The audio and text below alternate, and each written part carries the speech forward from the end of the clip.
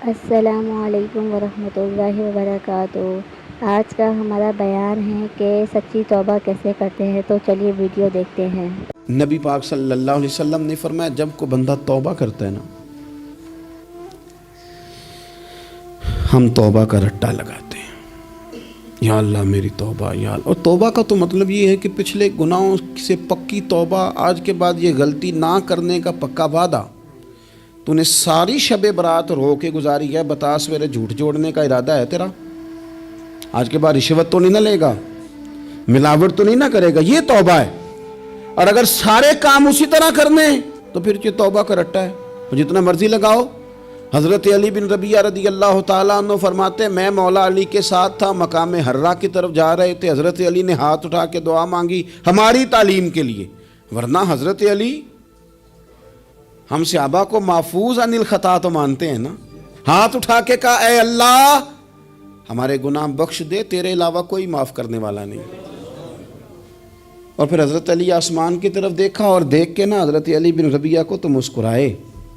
حضرت علی بن ربیعہ کہنے لگے حضور مسکرائے کیوں ہو؟ فرمانے لگے ایک دن میں حضور کے ساتھ اسی طرح آیا تھا، اسی طرح حضور نے دعا فرمائی تھی ہماری تعلیم کے لیے، اور پھر حضور مجھے دیکھ کے مسکرائے تھے اور فرمایا جب کوئی بندہ رب کی بارگاہ میں اس طرح استغفار کرتا ہے تو رب مسکراتا ہے، اور مسکرا کے فرماتا دیکھ لو میرے بندوں کو پتا ہے کہ میرے علاوہ معاف کرنے والا کوئی نہیں، انہیں پتا ہے، تم اس کی بارگاہ میں رجوع تو لاؤ، آؤ تو صحیح دو آنسو لے کر۔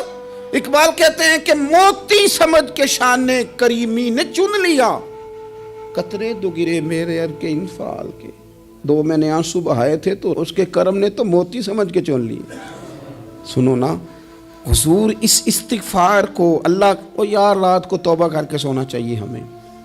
کچھ غلطیاں ہم کرنا نہیں چاہتے پر ہم سے ہو جاتی ہیں، کچھ دل ہم توڑنا نہیں چاہتے پر وہ ٹوٹ جاتے ہیں، ہماری مجبوری ہوتی ہے ٹوٹ جاتے ہیں۔ رات کو اس کی بارگاہ میں ہاتھ باندھ کے کشکول طلب دراز کر کے خوب استغفار پڑھنا چاہیے کہ مالک بندے ہیں نا کیا کریں، نفس کا ساتھ ہے، دنیا کا ساتھ ہے، خواہشات نفسانیہ، مالک معاف کر دے۔ درد سے توبہ، رسم نہ ہو، کہانی نہ ہو، لفظ نہ ہو، جملے نہ ہوں، اور جناب ایسے لوگوں کے بیچ بڑے ہاتھ باندھ کے اور بڑا کوئی ضرورت نہیں، آپ اکیلے اپنی چارپائی پہ بستر کے اندر منہ دے کے بھی درد سے کہیں گے نا معاف کر دے تو وہ تو مہربانی بڑا ہے۔ میرے نبی پاک صلی اللہ علیہ وسلم مثال دیتے ہیں، فرمایا ایک آدمی صحرا میں جا رہا ہے، صحابہ سے حضور خطاب کر رہے ہیں، فرمایا ایک آدمی صحرا میں جا رہا تھا، اس نے اپنی اونٹنی پہ کھانا پانی پیسے ہر چیز رکھی ہوئی تھی، صحرا تھا بہت بڑا، درمیان صحرا کے گیا تو تھوڑا سا سستانے کے لیے آرام کرنے کے لیے اونٹنی سے نیچے اترا، اب اس نے اونٹنی کی لگام، اونٹنی کی نکیل اپنے سرہانے کے نیچے رکھی، ہاتھ کے ساتھ پکڑی اور سو گیا۔ تھوڑی ہی دیر کے بعد جب اس کی آنکھ کھلی تو دیکھا اونٹنی غائب ہے۔ صحرا میں وہ پیدل نہ آگے جا سکتا ہے، نہ پیچھے جا سکتا ہے، نہ دائیں نہ بائیں، کھانے کو روٹی نہیں، پینے کو پانی کا قطرہ نہیں، تھوڑا ادھر بھاگا ادھر بھاگا، تھک گیا۔ کریم محبوب فرماتے ہیں وہ پوری طرح نڈھال ہو گیا اور مایوس ہو گیا، معاذ اللہ، مایوس ہو کے دوبارہ اسی جگہ آ کے لیٹ گیا جہاں پہلے لیٹا تھا، انتظار کرنے لگا کہ اب موت ہی آئے گی، آخری وقت ہے، اب نہ میں پیدل یہ صحرا کراس کر سکتا ہوں، نہ پیچھے جا سکتا ہوں، نہ کھانا ہے نہ پانی ہے، سوائے موت کے کوئی سہارا نہیں۔ حضور فرماتے ہیں وہ رستے میں دوبارہ لیٹ گیا، اچانک اس نے رخ بدلا تو اونٹنی سامنے کھڑی تھی۔ حضور نے صحابہ سے پوچھا بتاؤ نا اسے بھلا کتنی کو خوشی ہوگی؟ یا رسول اللہ جسے نئی زندگی مل گئی ہے۔ آپ دیکھیں نا سارے ڈاکٹروں نے کہہ دیا کہ اس کے تو گردے معدہ جگر ہر چیز ختم ہے، گھر لے جاؤ خدمت کرو، ہر طرف پریشانی ہے۔ وہ بندہ بھی سمجھ گیا ہے کہ آخری وقت آ گیا، کل جاؤں پرسوں جاؤں، تیاری ہو گئی، سب لوگ آ گئے، باہر والے بھی آ گئے، یہ ماحول ایک عجیب رنگ اختیار کر گیا۔ اچانک ایک ڈاکٹر نے آ کے کہا نہیں غلطی لگ گئی تھی۔ مجھے بتائیے انداز کیا ہوتا ہے؟ بغیر دوائی کے بندہ اٹھ کے کھڑا نہیں ہو جاتا، او میں تو بچ گیا ہوں۔ نبی پاک صلی اللہ علیہ وسلم فرمانے لگے اس کی اونٹنی مل گئی، بتاؤ بھلا اسے کتنی خوشی ہوگی؟ یا رسول اللہ وہ تو دوبارہ دنیا میں آ گیا۔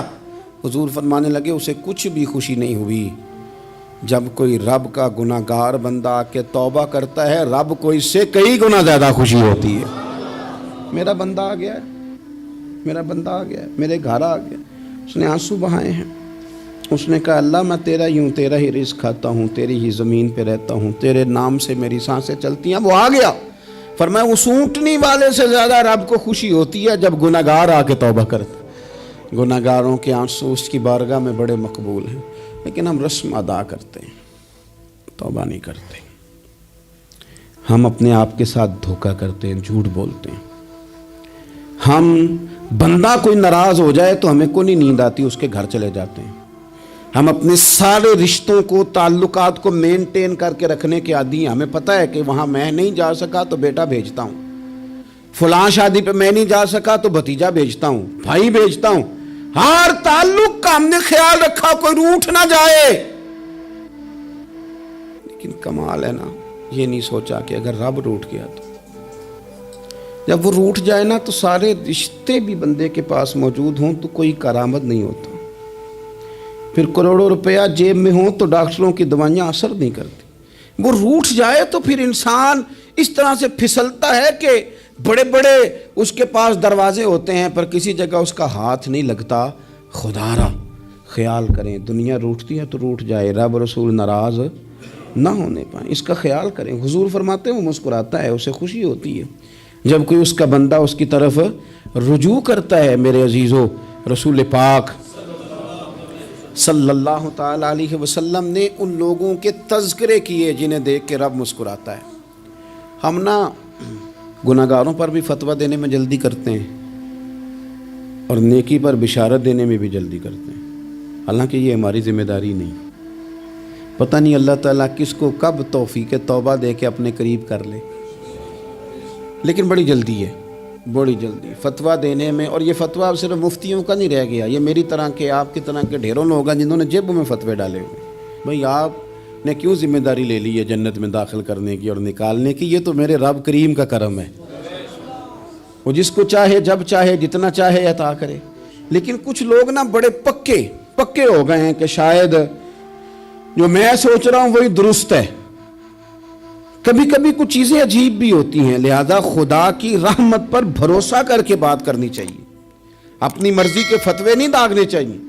وہ دیکھو جی فلانا بندہ یوں کر رہا ہے, آپ کو پتہ ہی نہیں پوری بات کا, آپ کو علم ہی نہیں پوری بات کا. حضرت بہاءاللہ نقشبند بخاری رحمۃ اللہ علیہ فرماتے ہیں میں حج کرنے گیا تو وہاں میں نے ایک آدمی کو کروڑوں کا کاروبار کرتے دیکھا تو میرے دل میں خیال ہے یہاں بھی اللہ اللہ کرنی چاہیے تھی, دنیا داری کر رہا ہے. لیکن فرماتے ہیں حج سے فارغ ہوئے تو میں نے دیکھا وہی بندہ سارا کچھ رب کی بارگاہ میں خیرات کر رہا ہے اور سینکڑوں غریب حاجی ہیں جن کو پورے خرچے دے رہا ہے. تو میں نے وہیں اپنی سوچ سے توبہ کی کہ میں کہاں تھا. بڑی جلدی کھڑے نہ ہو جائیں. حضرت حسن بصری رحمۃ اللہ تعالیٰ علیہ ارشاد فرماتے ہیں کہ میں دریا کے کنارے گیا تو وہاں میں نے ایک شخص کو دیکھا, وہ اپنی ایک خاتون کی گود میں سر رکھ کے بیٹھا اور قریب ایک بوتل بھی پڑی ہے. میرے دل میں معاذ اللہ خیال آیا کہ دیکھو کس انداز میں ایک عورت کے ساتھ یہ ہے اور پاس بوتل بھی پڑی ہے, جانے شراب ہے. کہتے میں سوچ ہی رہا تھا کہ اچانک ایک کشتی آ رہی تھی دریا میں. وہ ہچکو لے کھائے, کشتی میں 4-5 لوگ تھے, وہ دریا میں ڈوبنے لگے. وہ آدمی تیزی سے اٹھا, دریا میں چھلانگ لگائی, پہلے ایک کو نکالا, پھر دوسرا نکالا, پھر تیسرا نکالا. ایک بندہ رہ گیا, کہنے لگا حضور مجھے تو آپ نے گناہ گار سمجھا ہے, میں تو بڑے غلط انداز میں یہاں بیٹھا ہوں, آپ نے جو سوچا چلیں یہ چوتھا بندہ آپ نکالنا ہے. کرے نا یہ کام, کرے نا یہ کام. بڑے بھولے بھالے, بڑے اللہ والے, ریاض آپ کو بس ہم ہی جانتے ہیں. اتنی جلدی فتویٰ. حضرت حسن بصری فرماتے ہیں میں پشیمان ہوا, میں نے کہا مجھے تیرنا نہیں آتا, تو دیر نہ کر, چوتھا ڈوب نہ جائے. کرتے اس نے چھلانگ لگائی, چوتھا بھی نکال لایا اور کہنے لگا حضرت آپ نے جلدی کی سوچنے میں, یہ بی بی میری ماں ہے اور یہ سرکے کی بوتل ہے.